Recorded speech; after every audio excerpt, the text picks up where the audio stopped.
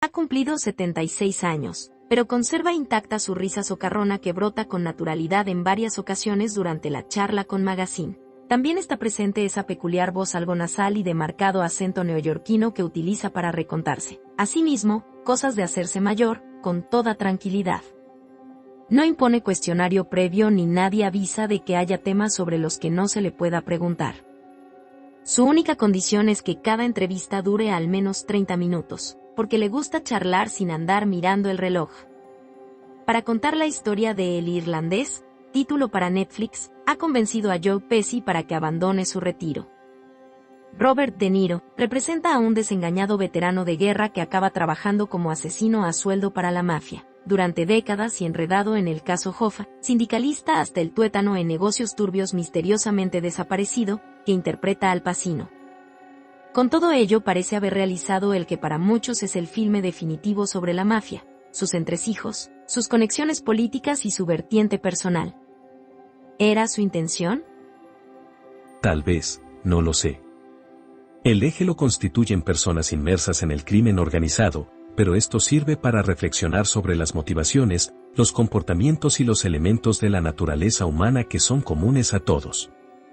Conceptos como el deber, la confianza, la necesidad de pertenecer a un grupo más o menos afín. La ambición y la codicia también. Incluso el amor. Todo eso está ahí, en la mafia, pero es trasladable a otros colectivos que no están definidos por la delincuencia, desde las familias hasta los gobiernos.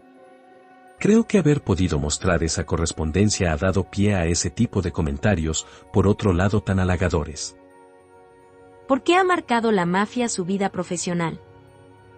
Es un colectivo que tiene la violencia como seña de identidad, y eso lo hace especialmente interesante. Yo crecí con todo esto alrededor y, aunque no lo quisiera, estaba ligado a ello. Son, junto al vínculo familiar y a la religión, los elementos que me influyeron más en los primeros años de vida, cuando estás dando forma al hombre que serás. Por eso son tres constantes en mi cine y siempre que puedo intento que vayan de la mano en mis películas. ¿Cree que los humanos somos intrínsecamente violentos? Sí. Creo que es un instinto natural del cual aún no nos hemos librado. La violencia también nos define, el grado en el que está presente en nosotros dice mucho sobre cómo somos. ¿Podemos hacerla desaparecer? ¿Queremos hacerlo? Verá, por hacerlo corto y dejando claro que no soy un filósofo, yo querría decirle simplemente que forma parte de la naturaleza humana. Pero, en realidad, es algo mucho más complejo y tiene muchos aspectos colaterales que hay que tener en cuenta, como la compasión que sentimos unos por otros y cómo eso nos hace defender a los que amamos, a veces usando la violencia que también ponemos en juego para preservar nuestros principios y nuestras convicciones, cuando lo entendemos como algo necesario. ¿Qué sería lo más parecido a la mafia en estos momentos? ¿Las grandes entidades económicas? ¿Las altas esferas de la política?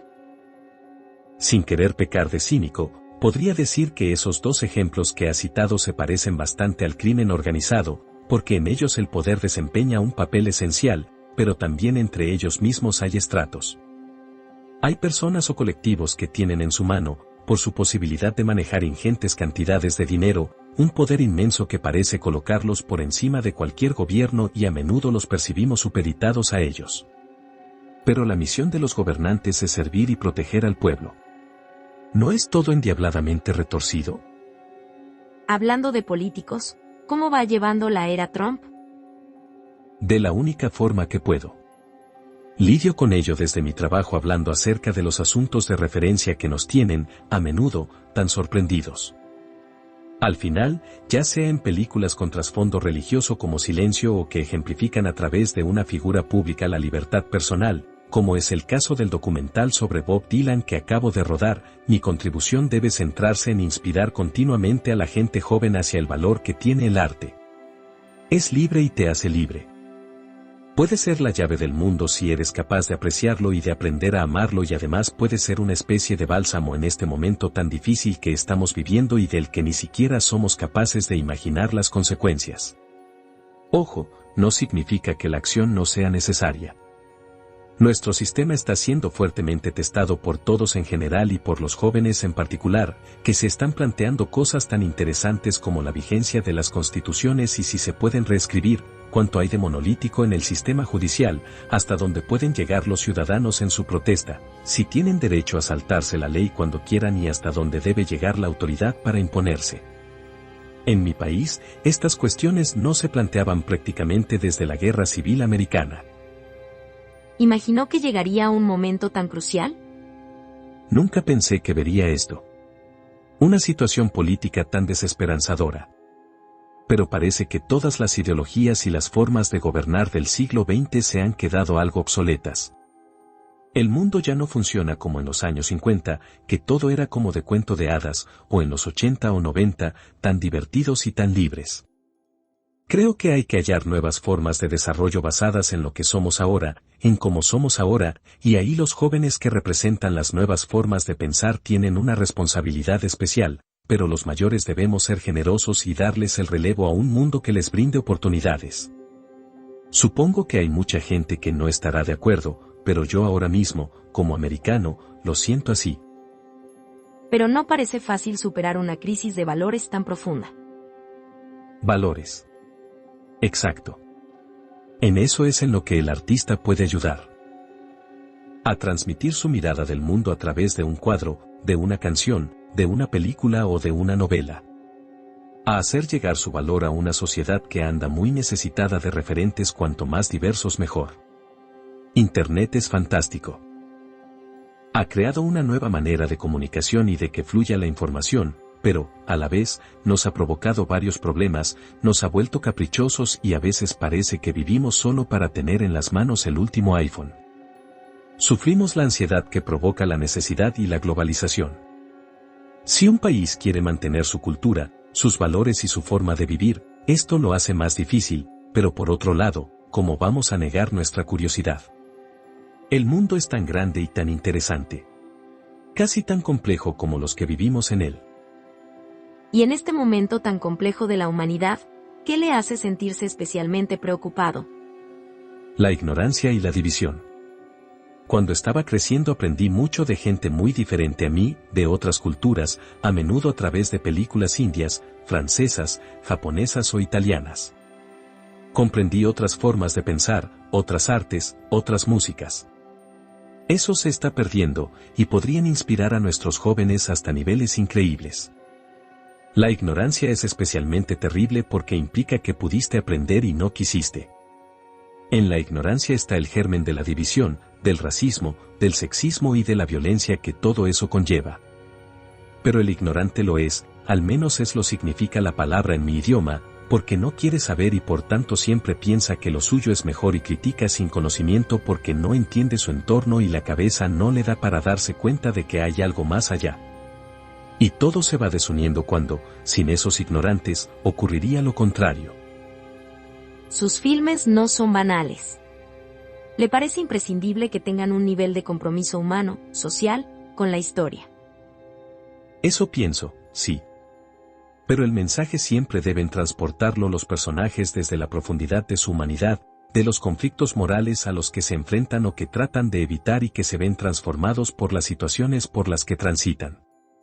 Para mí este es el modo, y no sé hacerlo de otra forma. Usted se educó como católico. ¿Cómo cree que se refleja esto en su cine? Bueno, mi educación fue católica en los Estados Unidos de los años 50, pero la real llegó a través de mentores que me ofrecieron un ejemplo sobre cómo debería vivir mi vida. No sé si, por mis valores religiosos de infancia, veo el mundo como una continua prueba de acierto-error en el que predomina lo segundo. Objetivamente hay gente mala, y no hablo de asesinos en serie. Simplemente de personas que se creen superiores, transgreden las normas constantemente incluso haciendo daño a otros y hasta me hacen preguntarme si esa humanidad, ese término, es finito. Si hay humanos que ya no lo son. Y supongo que esa educación es la que me hace plantearme cómo pueden vivir consigo mismos después de haber cometido actos execrables y si puede existir redención para ellos. Lo de la redención es muy católico. En el irlandés sus personajes intentan redimirse de forma fehaciente casi por primera vez en su cine. Me interesa ese tema, la redención y el perdón. Igual es que me estoy haciendo mayor. Pero me interesa porque no sé muy bien cómo funciona. ¿Cómo se puede redimir a alguien que destrozó la vida de otros? ¿Son realmente malvados, o un reflejo de quien los mira como tales? ¿O todo el mundo alberga algo de bondad en su interior que merece ser tenida en cuenta? En el Nuevo Testamento se explica que Jesús siempre iba acompañado de los que se consideraban lo peor de la sociedad y cuando le preguntaban por qué, habiendo tanto ciudadano ilustre con ganas de sentarse a su mesa, explicaba que, aunque fuera intuitivamente, buscaban esa redención. Ese es el tipo de cristianismo que me gusta, el de la solidaridad, el perdón, la generosidad y la reflexión. ¿De qué se arrepiente usted? No sé muy bien qué decirle. A veces uno se arrepiente de cosas y después las mira desde otro punto de vista y no era para tanto. Claro que hay gente a la que no he tratado como debía y situaciones que he vivido y me gustaría enmendar. Lo único que puedes hacer es reconocerlo y tratar de manejar tus fallos con honestidad.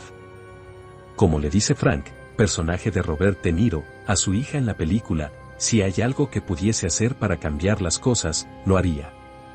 Pero no puedo, ya es muy tarde para eso. El Irlandés se estrena casi a la vez en salas y en Netflix.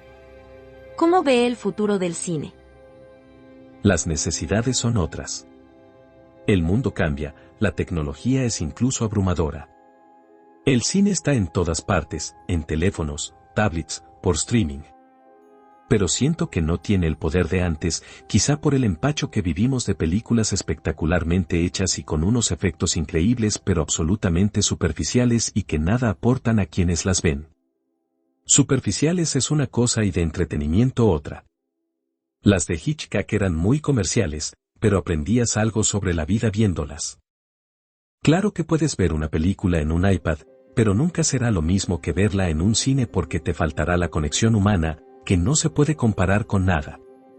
Pero hay que tener la mente abierta. Creo que, al final, habrá películas hechas para diferentes experiencias de visionado que en ningún caso deberían acabar con esa casi mágica experiencia. ¿Cómo le gustaría ser recordado? Es una pregunta difícil. Me gustaría que mi trabajo fuera algo más que una obra que pueda ser consumida durante 1 hora y media o 2 y luego olvidada. Me gustaría pensar que se discutirá sobre sus valores, que inspirará y hará reflexionar especialmente a los jóvenes. Pero nunca había pensado en ello, la verdad. Gracias.